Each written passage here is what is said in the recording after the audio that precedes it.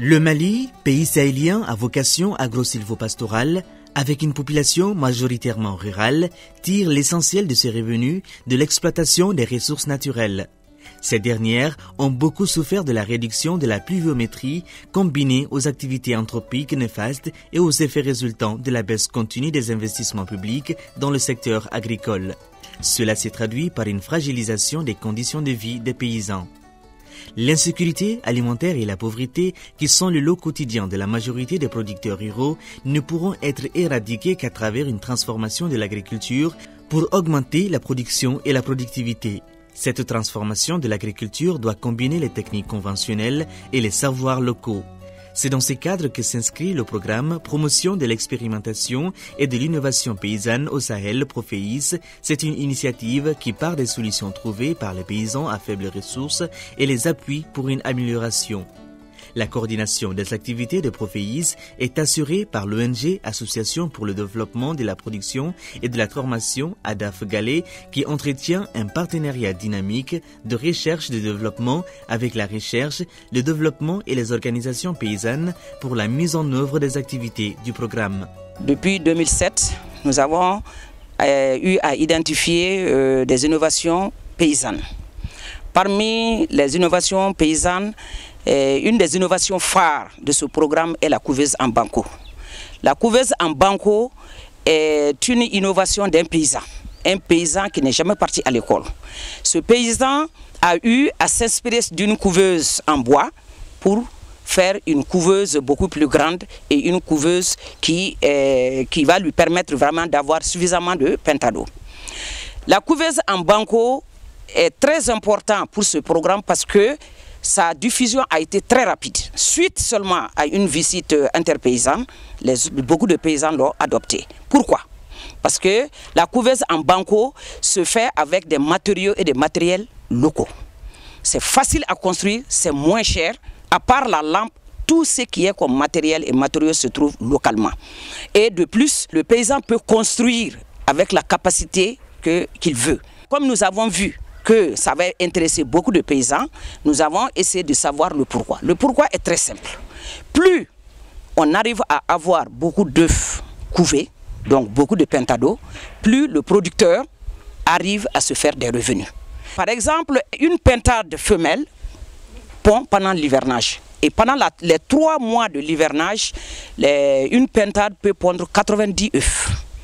90 œufs multipliés par 100 pentados, ça revient à 9000 œufs. Et si on se réfère au prix d'un œuf du producteur, ça fait 50 francs. Donc 50 francs multipliés par 9000, ça va à peu près dans les 450 000 francs. Et de là, nous avons suffisamment de revenus pour se payer minimum 14 sacs de mil qu'on va contribuer à la sécurité alimentaire. Donc, l'intérêt que les paysans ont par rapport à la couveuse en banco, c'est que ça contribue à réduire l'insécurité alimentaire. En cas de sécheresse, par exemple, ou bien en cas d'inondation, les paysans arrivent justement à se faire un peu de revenus à travers les pentados, donc à travers la couveuse en banco, et à partir de là, maintenant, arrivent à nourrir leur famille. Héritier d'une couveuse en bois de son père, à travers l'ONG World Neighbor Vision Mondiaux, ce producteur a mis au point une couveuse en banco d'une capacité de 400 à 500 œufs en s'inspirant du prototype en bois d'une capacité de 140 à 150 œufs en 1997. L'idée qui m'a orienté de sélectionner la couveuse en banco est venue de la faible capacité de la couveuse en bois que mon père a reçue avec le projet Voisins mondiaux. La couveuse en banco n'est que complémentaire de celle en bois car elle permet de mieux valoriser mes sources de revenus. La couveuse en banco peut faciliter l'éclosion des œufs des poules en 20 jours et 25 jours pour ceux des pintades. La couveuse en banco est bénéfique pour nous les paysans. Au début de certains hivernages, la pluviométrie peut être bonne et pendant d'autres mauvaises. En travaillant avec cet outil pendant les périodes de mauvaise saison, nous pouvons tirer des bénéfices pour subvenir aux besoins de l'insécurité alimentaire. J'ai fabriqué beaucoup de couveuses dans plusieurs villages, dont Kouralé, Bénéni, Pogola et dans les environs de mon village. Nous remercions le projet Proféis pour nous avoir permis de rencontrer plusieurs fois beaucoup de personnes et pour nous avoir fait visiter plusieurs villages. La recherche, de par sa mission scientifique, appuiera la mise en place de l'expérimentation conjointe, accompagnera et améliorera l'innovation paysanne pour le bien-être des populations rurales. Nous sommes en train de mener cette expérimentation avec l'ONG Adafkale dans le cadre de Proféis. Comme vous le voyez, ça c'est une couveuse qui a été construite en banco, donc, mais qui a été conçue par un paysan en milieu rural. Donc la recherche a été rapprochée pour améliorer cette innovation qui a été mise au point par un paysan. Nous avons 5 couveuses ici, présentement ici, de capacités différentes. Les capacités varient de 100 œufs à 300 œufs. Nous avons eu à les tester. Donc nous avons engagé des œufs de pintade dans les différentes couveuses. Et nous avons suivi le processus d'incubation depuis l'engagement jusqu'à l'éclosion des pentados. Donc ce processus d'incubation dure 28 jours. À partir du 26e jour, donc, les pentados commencent à éclore et le 28e jour, il y a la sortie des pentados. On peut attester quand même que la couveuse en banco, cette innovation-là, l'innovation marche. Naturellement, ça nécessite une amélioration. Ça, ce sera le rôle de la recherche.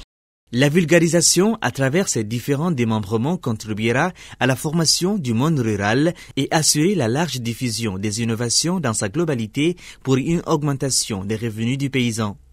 Quand une innovation vient des paysans, nous nous saisissons de cette innovation. Ça a été le cas de la couveuse, à travers nos structures déconcentrées.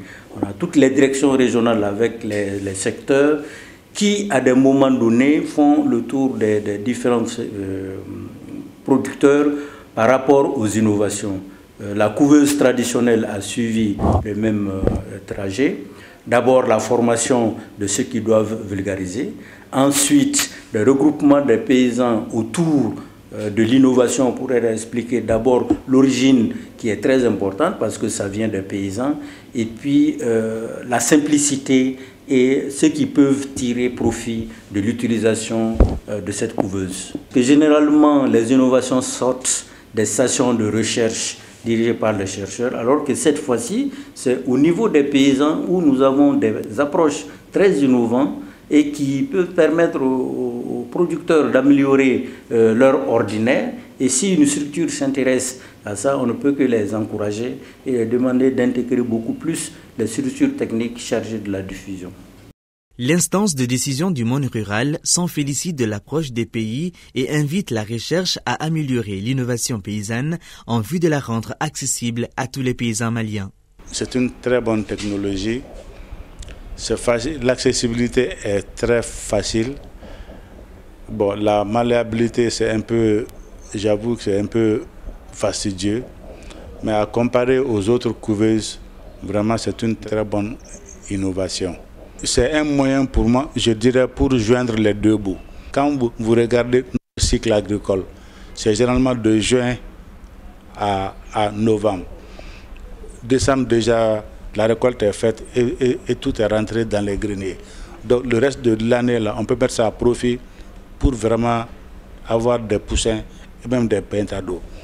Sachant que les pentades qui vont sortir de ces couveuses, vendues vraiment sur nos marchés, peut être une source de revenus rentable pour les familles agricoles. Pour la postérité, l'innovation doit être validée par la recherche et fera l'objet d'une large diffusion par les partenaires au développement chargés de la diffusion des technologies en milieu rural.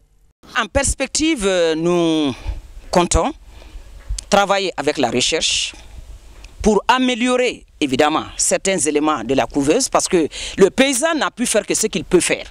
Maintenant, comme je l'ai dit, avec la recherche, avec les ONG, avec le paysan lui-même, nous arriverons maintenant à améliorer la couveuse en banco. Donc, le rôle des chercheurs deviendra très important dans l'avenir.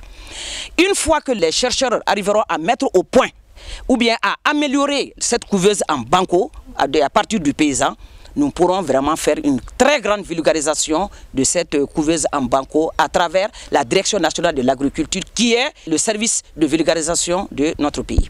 Le CTA entretient d'excellents rapports de collaboration avec les pays du Sud en vue d'apporter une valeur ajoutée aux innovations existantes et contribue à l'amélioration des conditions de vie des paysans à faibles ressources face aux effets des changements climatiques.